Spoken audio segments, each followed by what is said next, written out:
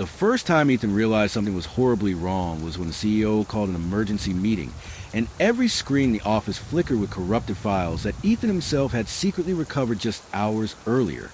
Yet instead of thanking him, security marched straight toward him. Take a moment right now to like this video, comment, share it with others, and subscribe to Moral Avenue. Together, we can remind the world that integrity still matters, even when no one is watching. Ethan Price was the kind of young intern every company claims they want early to work. Last to leave, smart, humble, and grateful for the opportunity. He wasn't flashy, and he didn't network well, but he worked hard, and he believed deeply, almost painfully, that effort would eventually be rewarded. He came from almost nothing. A single mom, 2 younger siblings, and a string of part-time jobs since he was 15. When he finally landed this internship at Brantwell Dynamics, a place known for competition, stress, and ruthless ambition, he promised himself he'd survive it. And he did, for a while. Ethan worked under a mid-level manager named Charles Remington, a man who prided himself on efficiency, which was really just a polite word for taking credit for everything his team did. Charles loved standing a little too tall, talking a little too loud, and pretending the company would collapse without him. Ethan quickly became the perfect target. Quiet, young, easy to ignore, even easier to blame. Still, Ethan never complained. When Charles dumped his own workload on him, Ethan did it. When Charles later bragged in meetings about his stellar results, Ethan stayed silent. When Charles hinted that hiring decisions depended on interns showing unquestionable loyalty, Ethan swallowed the feeling of being used. Behind all the pressure, though, Ethan had one big responsibility: maintaining and organizing the company's digital archives, years of contracts, financial statements, confidential documents, and proof of regulatory compliance. It was tedious, overwhelming work, but it also made him the only person in the building who understood how fragile the company's file system really was. He noticed the warning signs weeks before anyone else did: glitching backups, corrupted folders, and strange failures in the company server. And every time he told Charles brushed him off.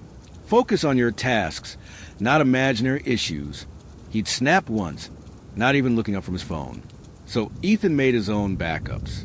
Quietly, methodically, on secure external drives. Not to sabotage the company, not to elevate himself, but because he cared. Because he feared one day something truly bad would happen. And then it did. It happened on a thunderstorm morning, when Ethan arrived an hour early. As usual, the server room door was open. That alone was a red flag. But the real disaster was inside. A burnt smell, a blinking red network light, a black screen with a main server interface. Should have been. Half the company records were gone. He checked everything twice. 3 times.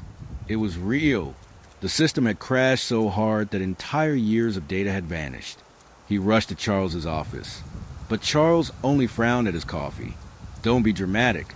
IT will fix it. Sir, this is worse than that, Ethan insisted. The last automated backup was incomplete. If we don't restore everything before the board meets next week. Charles didn't let him finish. Look, the only thing I need from you today is an investor compliance report. Just finish that and let the adults deal with the other stuff. The adults. The 2 words cut deeper than Charles realized. So Ethan made a decision on his own. He went back to the archives. He checked the private backups he had made.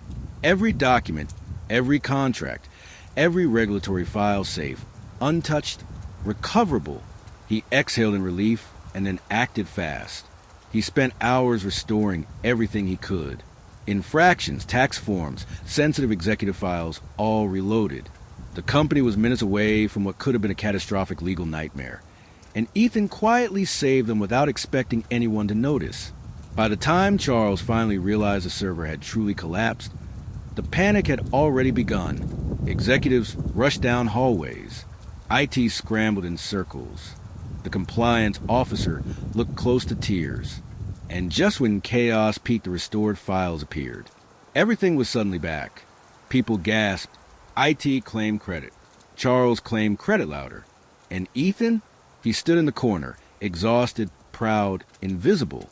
At least until the next morning, when everything took a sickening turn. His badge didn't work. Security escorted him inside. HR looked at him like he'd committed a crime. A woman from compliance placed a folder on the table. Inside it, screenshots, timestamps, and a short email from Charles. Intern access sensitive documents without authorization. Possible breach. Ethan's stomach dropped. This was twisted.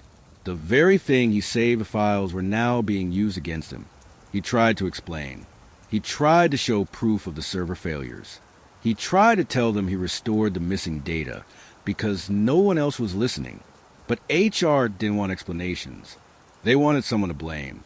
This internship will be terminated effective immediately. The HR lead said, almost bored.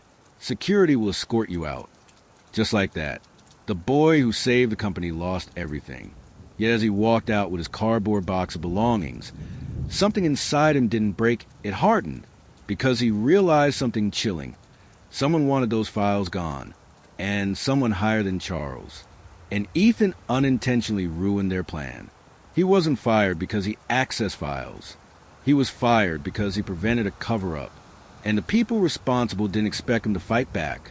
But Ethan wasn't done. Not even close. That night, Ethan reviewed every file he had saved. That's when he spotted something hidden. Something he was never meant to see. Buried deep in the archives was a folder labeled with an ordinary date. But inside were documents showing quiet money transfers, unreported assets, and emails between executives discussing a plan. This wasn't an accident. It was a fraud. Big fraud. Years of it. The server crash wasn't a glitch. It was triggered deliberately to destroy evidence. And Ethan's private backups had accidentally exposed the entire scheme. He stayed awake until sunrise, organizing every piece of evidence. Every date. Every document. Every corrupt transaction. His hands trembled not with fear, but with the shock of knowing he now held the truth that could bring down people who thought they were untouchable. And then something happened that he didn't expect. A message. Anonymous. Just one line. They fired you to silence you. Don't let them. Attached to it was a file video from a security camera pointed at the server room the morning of the crash.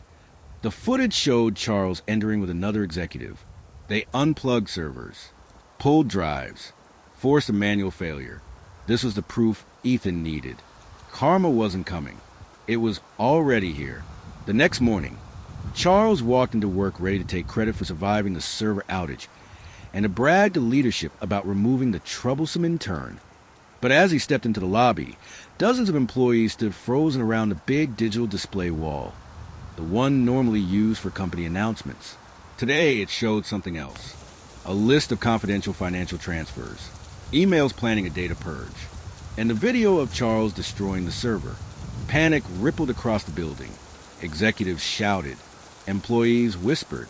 HR scrambled. Charles went pale, because at the bottom of the screen was a message. If an intern can save a company, an intern can expose one too. And then the feed was cut out. No one knew who posted it. No one knew where it came from. No one knew where Ethan was.